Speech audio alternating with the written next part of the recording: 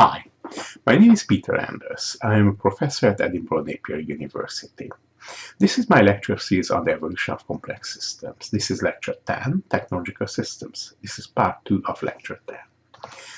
Previously we looked at writing and machines and transportation systems, how they fit in the context of societies. In this lecture we continue this, and we will look at computers and software and electronic communication systems as part of the society and their interpretation in the context of the society seen as a system of human communications.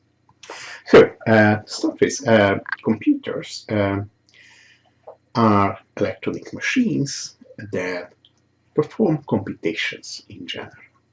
If you look at computers back in the 1950s, these are room-sized machines with large pieces of electronics equipment in them.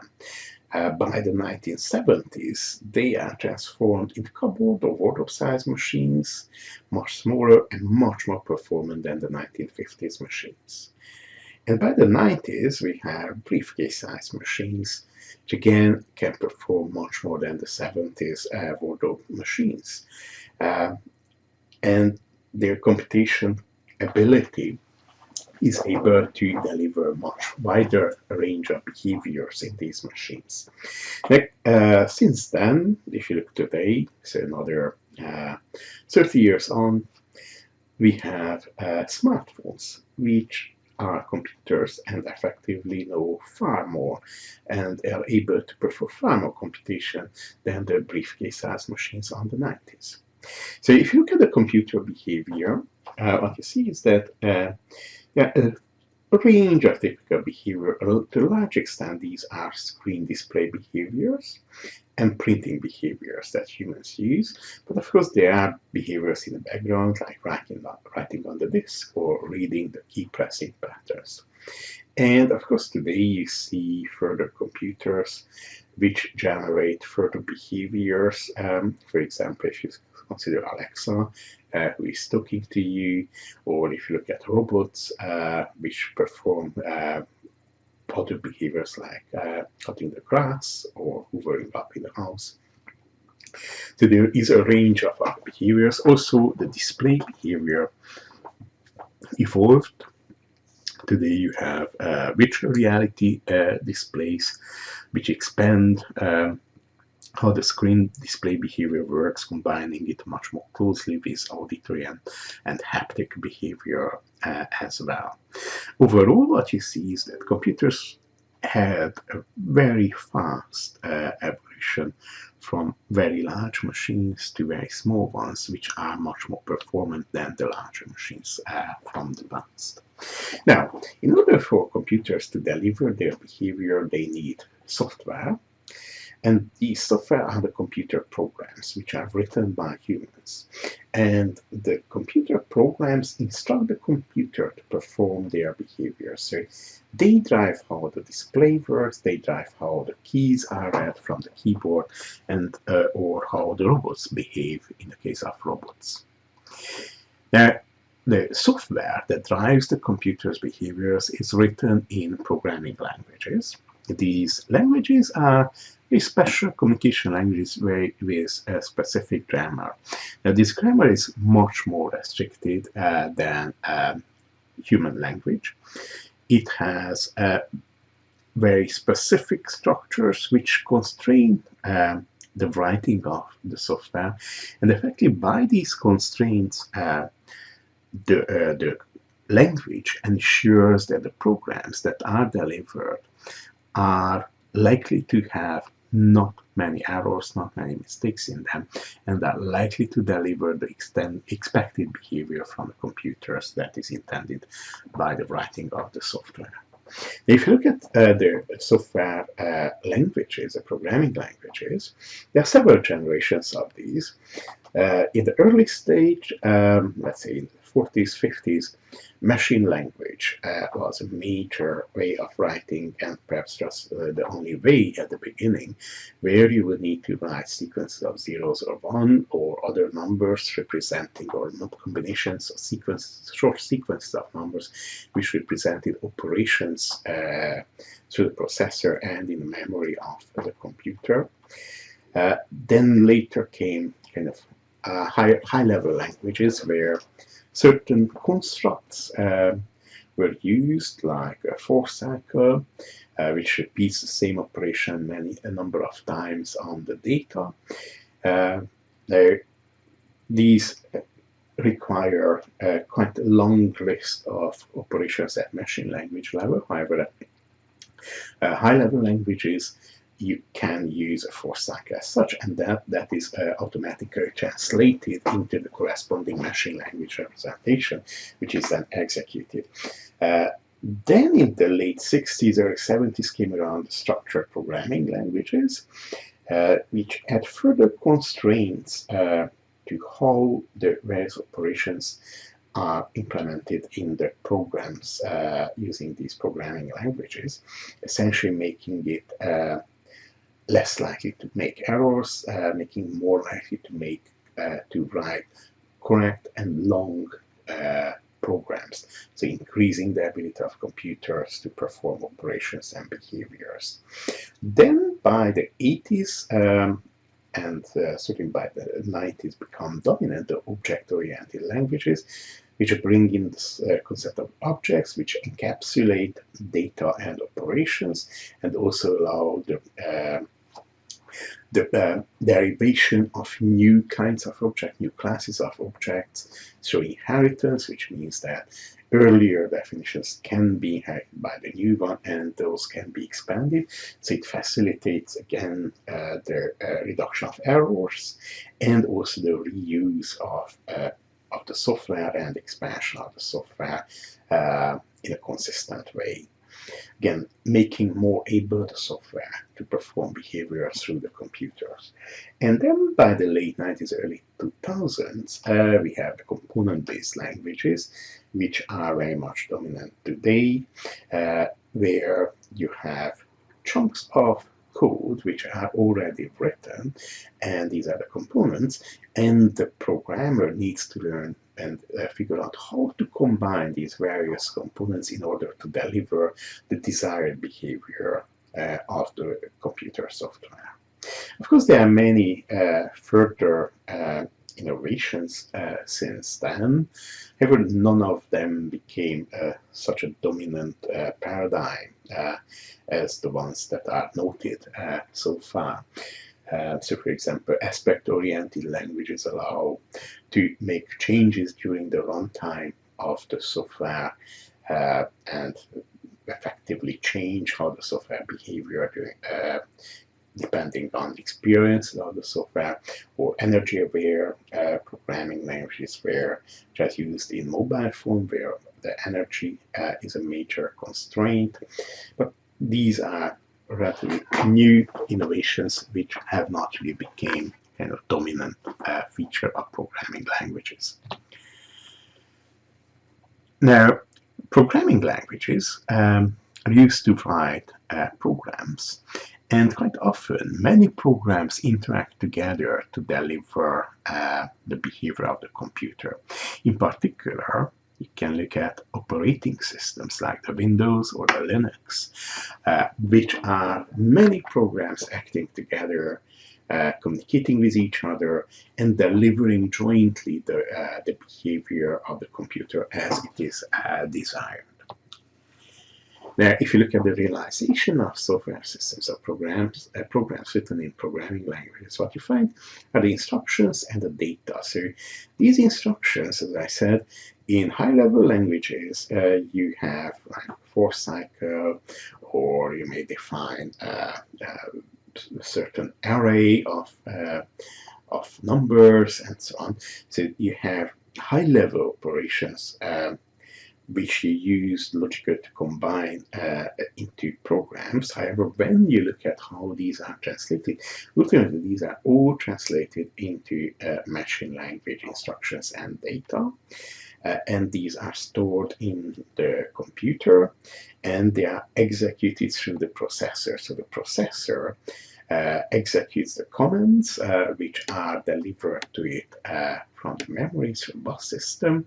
The memory might be expanded into the disk, which stores further data and software.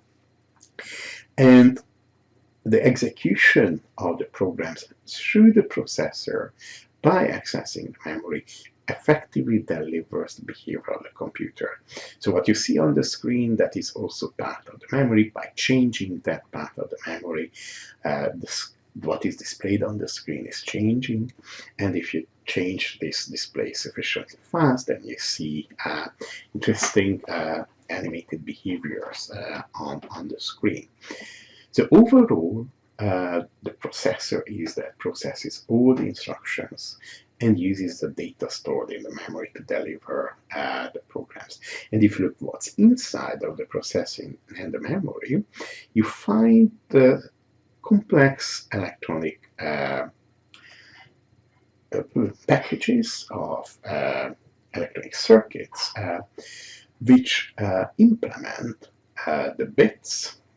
These are the units of 0, 1 value units of the computer programs and data, and these are effectively circuits which flip-flop, which can be switched from one state to another, representing a 0 or a 1, and can retain this state of them as long as they have sufficient power or are set in sufficient ways. For example, in the case of the external memories like the disks or USB drives.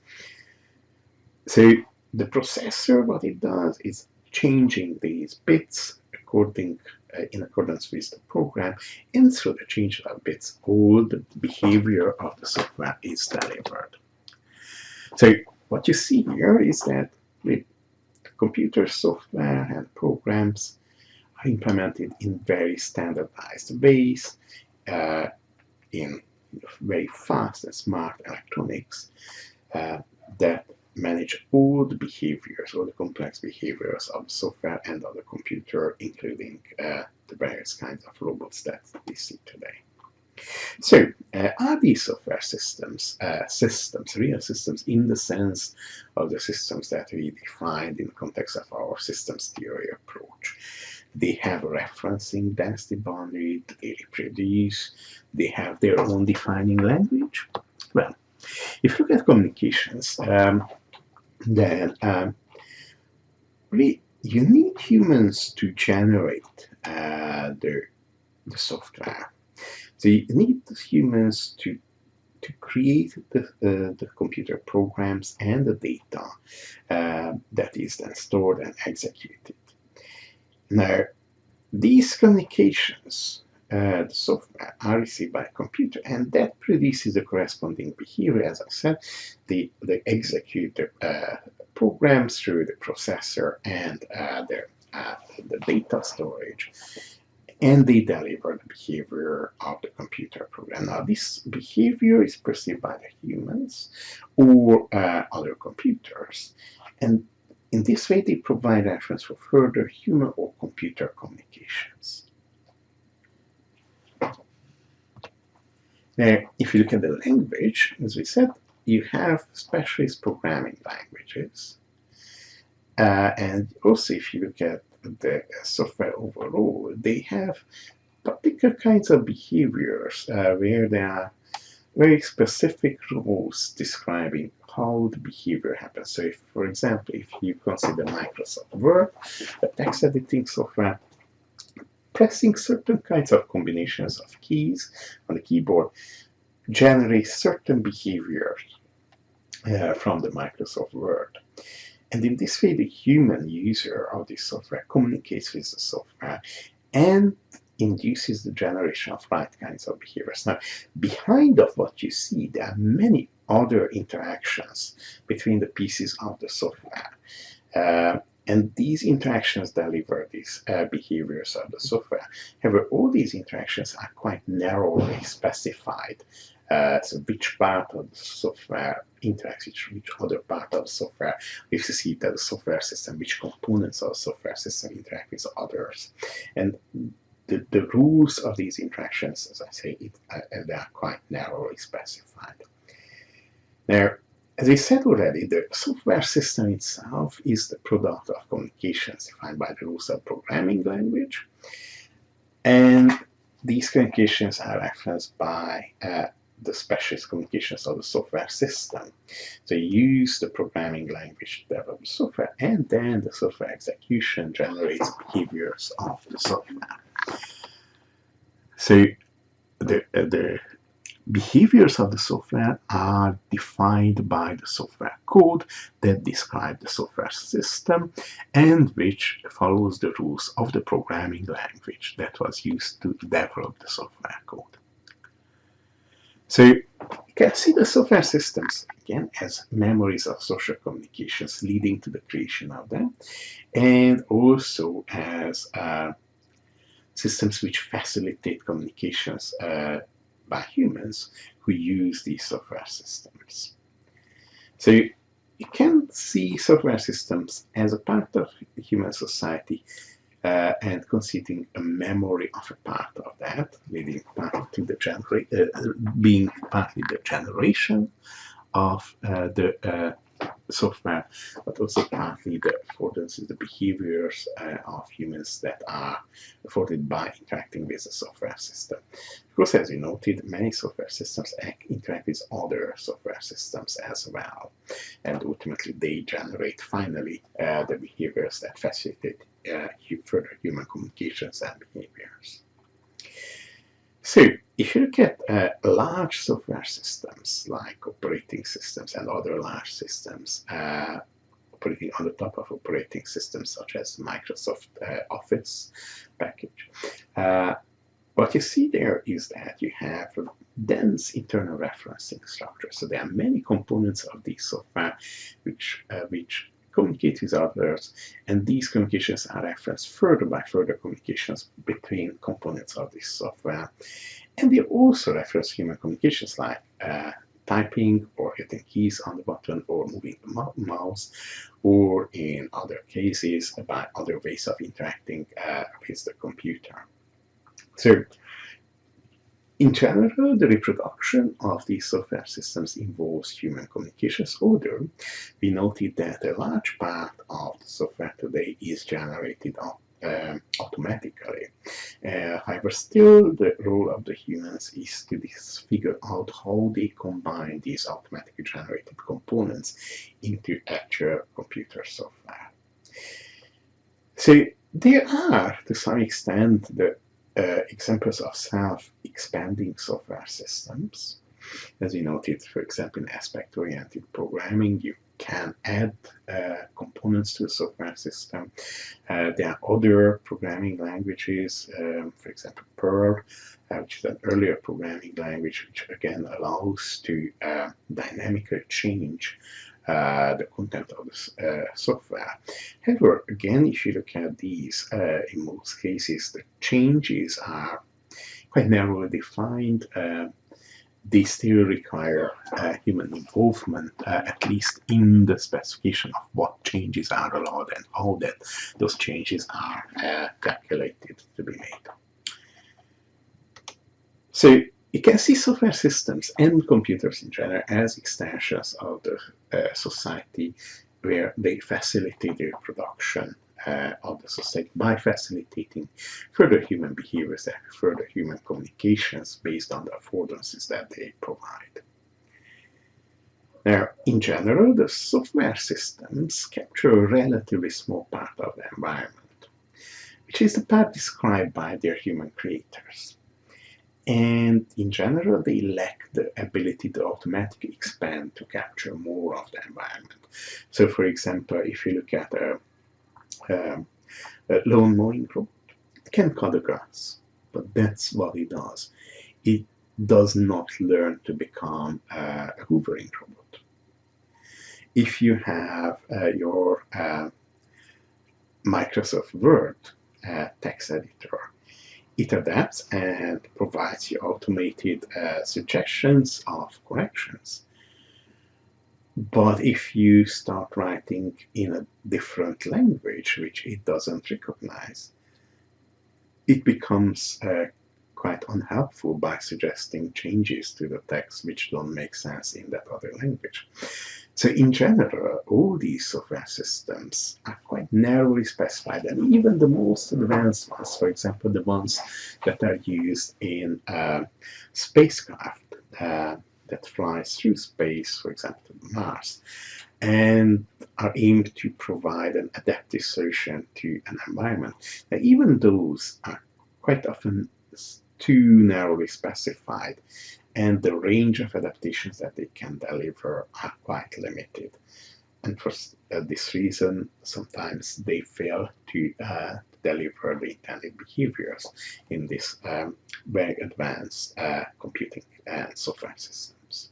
Now, if you look at reflexive software, that is perhaps the next level. The idea of reflection came around relatively early. In fact, you can look back to the beginnings of computers, where the idea was that software systems or computers can reflect on themselves, can observe themselves, and using these reflective behavior, they can adapt themselves. However, in practice, most of these reflexive software systems are quite limited, and they're mainly in a kind of very experimental stage so far. So the software systems, the set form subsystems of the society, and the participation of human communications is important in them. In a sense, they are similar to the written communications or the machines. It's a difference that they provide a much wider variety of behaviors and also allow, in this way, a wider range of human communications to be produced by referencing the software system behaviors. So, they are like writing and machines, but they are much wider behavior machines because they are driven by the software, which can encode a much wider range of behaviors. And here a key feature of what you see is that when in machines you have many specific components like in a car, or the mechanical and electronic components in them, in computers you have quite standardized components which are able to deliver a variety of behaviors through abstract representation of these behaviors in the context of their standardized elements, where the bottom level of the standardized elements are these flip-flop circuits which get switched from 0 to 1 state, and these operations over these very standardized circuits delivers the very complex behavior of the software and of the computers which are built from these simple and standardized circuits. Now, if you look at the software systems, the communication system, subsystem of the software system, sits on the top of the communication subsystem defined by the computer programming language. So the programming language defines a world of possible programs, and there are many of these programs developed in that particular language, like for example Python or Java. And then each software system which is developed in this language builds on the top of this subsystem defined by the programming language and provides a specialized particular implementation of it, which delivers the particular behaviors of that software. Now, if you look at personally used software, what you see is that there is a kind of potentially quite frequent interaction between the human and the software, which may define a small social subsystem. So, for example, if you consider your interactions with Alexa or Siri, or your interactions with your computers, if you use it frequently and let's say you type quite often text and use the computer to edit text and read text and so on, are perhaps more abstract memories which are able to store a wider range of human memories in terms of the programs, but also in terms of the data that they collect and manage. The one key additional feature of software systems is that they can communicate between themselves because they use these standardized languages and standardized building blocks that they are built from. So using these abilities, you can build much wider systems. Simply, the software dominates the machine. So, for example, if you look at the Tesla cars, they are considered the first kinds of car where the car is built around the software system that drives the car. Or if you consider smartphones, again, these are mobile phones which are built around the software system which drives them, and they become extensions of the software system, which makes their behavior much more complex, much more varied, and much more adaptive to their environment. So overall, what you can say is that potential software systems may constitute the root of the system of communications between memories of human communications. So if you consider writing or machines or any artifact, they represent human communications, both the ones that led to their creation and both the ones that they provide affordances for. The software systems are the ones where the software system provides an automated way to capture the human communications as well, which are induced by the software system.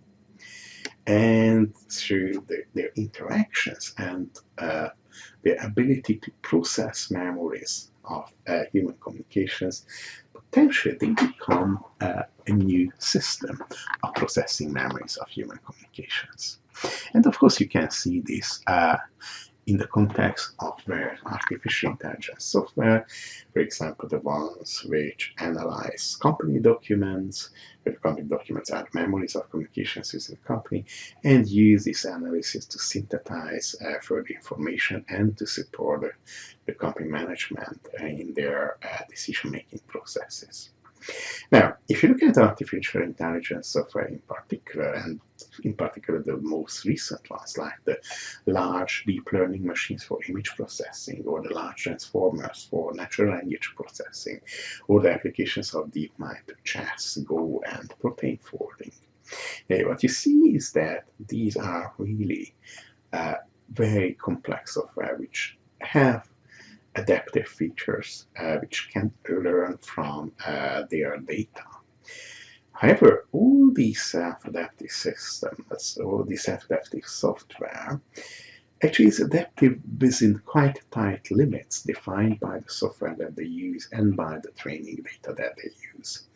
So they are adaptive and they fit kind of self-adaptive manner their data environment. However, for example, if you consider adversarial examples which are used to trick deep learning image classification to classify, for example, a stop sign as a road sign into a 40-mile limit, these adversarial examples shows that actually the adaptive nature of these artificial intelligence software is quite limited. As long as the data fits the assumptions and quite strict assumptions, they work well. However, they are quite brittle in the sense of if they are sufficient, even if that sufficient change is quite minimal change in the data, they may not work very well. Of course, there is intense work on developing new AI software, and the aim is to change this. However, there is no clear evidence yet that such kind of change would be achieved in the near future.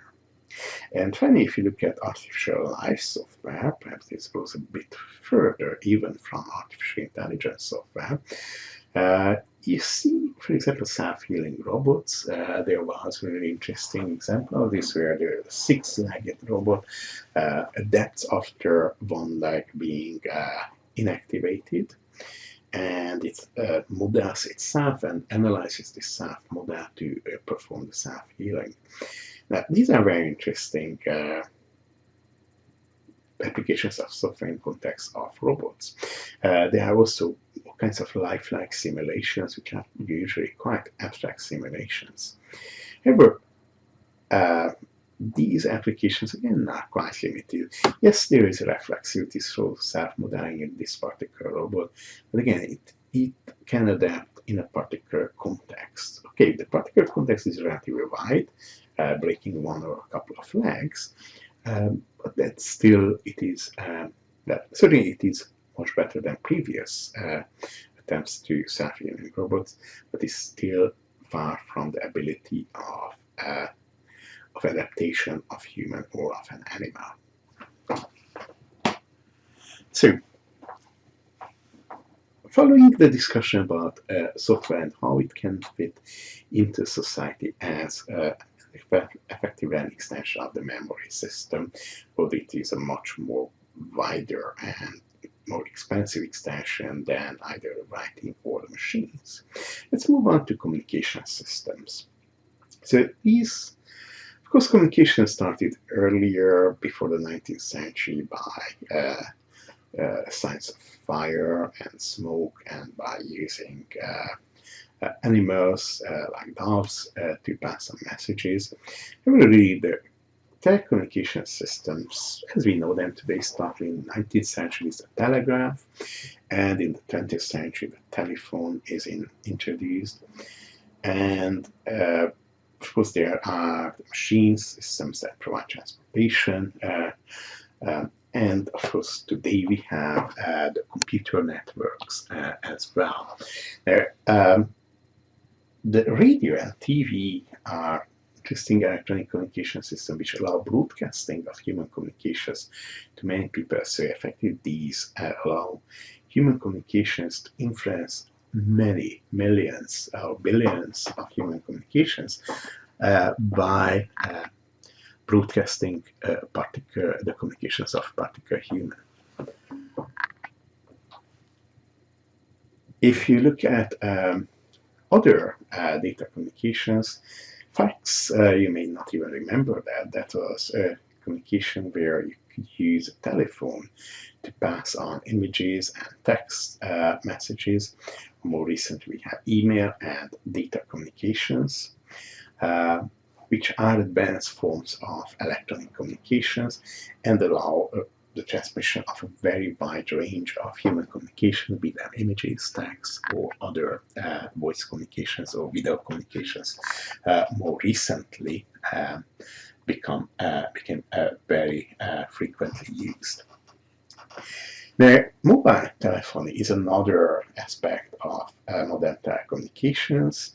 The first version of mobile telephony came around in the 70s, 80s, and today we are at the 5th generation of mobile telephony, and the next 6th generation is already experimentally explored in labs of companies and universities. In mobile telephony, you allow the use of telephones without being connected through a wire to the telephone system, and this is achieved by having communication centers, or effective communication towers, where you can wirelessly connect and use these wireless connections to communicate. Again, it expands very much the telecommunication system compared to how it was in the past. So if you look at the telecommunication systems, you will find especially signals transmitted between the machines, and the machines communicate with the humans and translate the human communications into machine communications, and these are transmitted to other machines. So you have many communications between machines which follow these special signals, which are electronic signals, modulations of electronic signals, and then the machines use typically software in them to process today these communications. In the past, there was no software, but rather it was just electronics which managed the processing of these communications.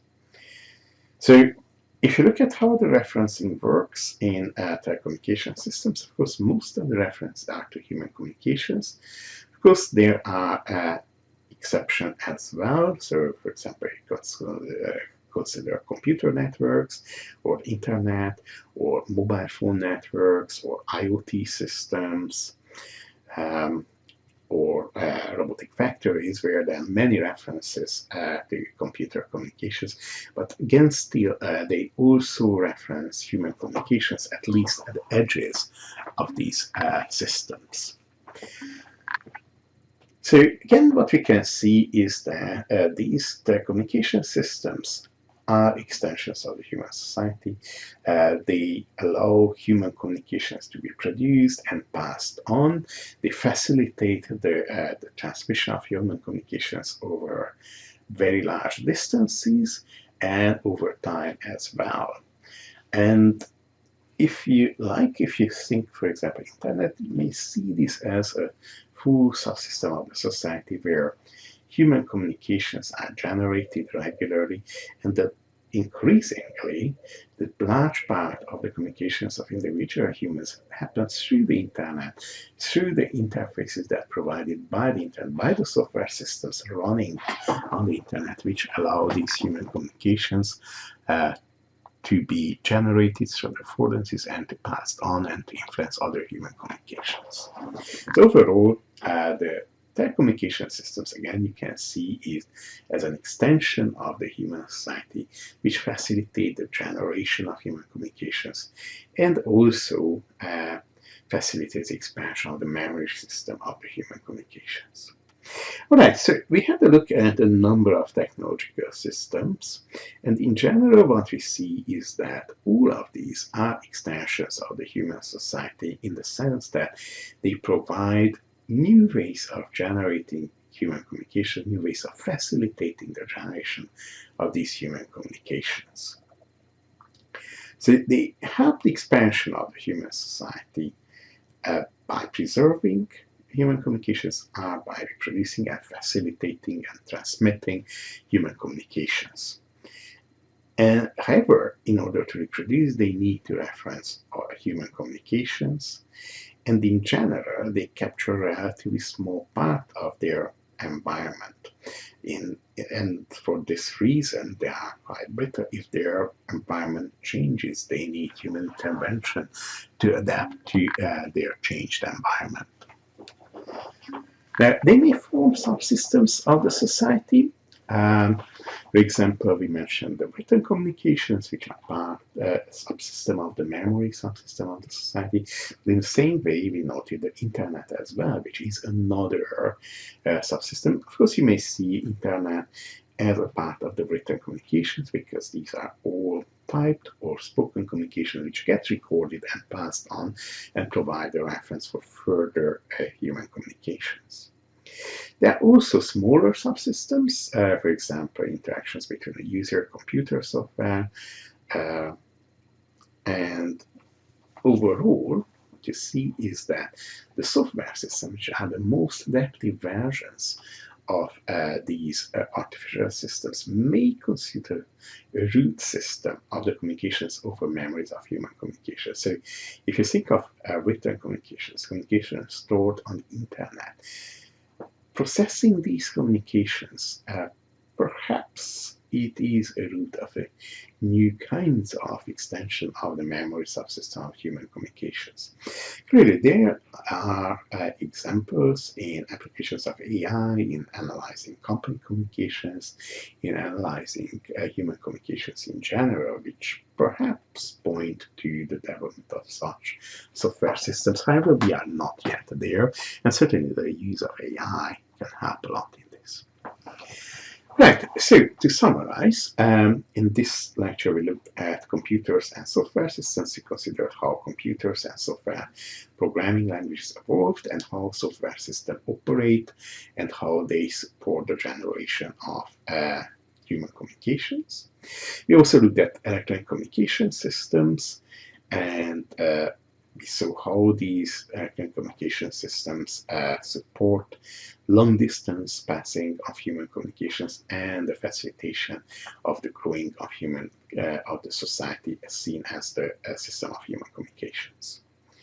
So overall, what we said is that technological systems are made of memories of human communications and represent these memories and facilitate the generation of further human communications. And in that sense, they serve as memories of human communications. We said that technological systems are extensions of the human society and help its expansion by facilitating further generation of human communications.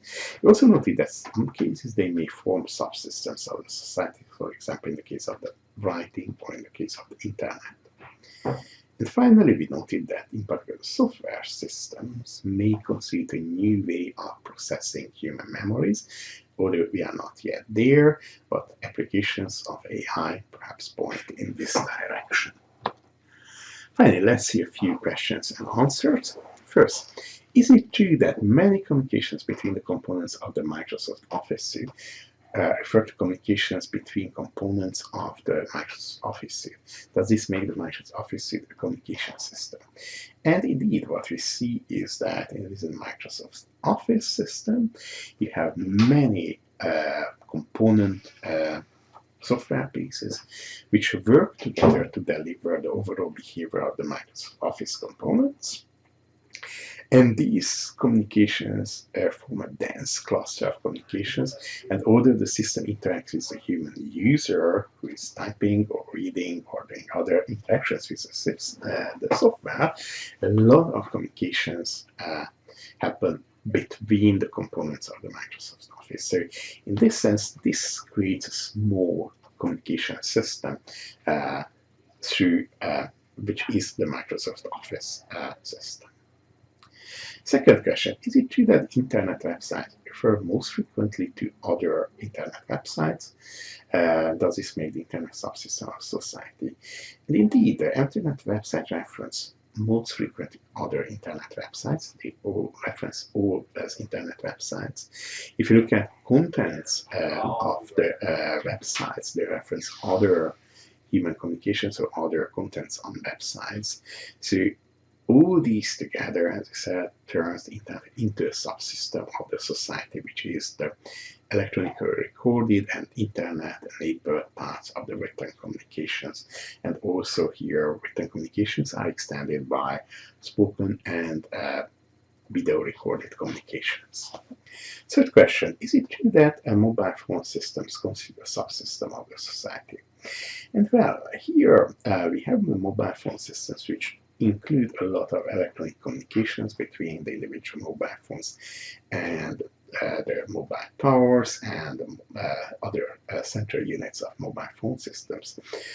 Now, there are many electronic communications, however, these pass on human communications, and essentially on all ends there are human communications around this system. So in that sense, these are extensions, or these are useful artifacts of human society, which provide extensions of human society and facilitate human communications, but it does not constitute a subsystem of the society as such. And finally, is it true that technological systems are extensions of society, helping the expansion of it? And this is exactly what we said. So if you look from the systems theoretic perspective and see society as a system of human communications, you can see the technological systems as extensions of society by helping the expansion of it, by helping the generation of more human communications and the reproduction of human communications in it. Thank you.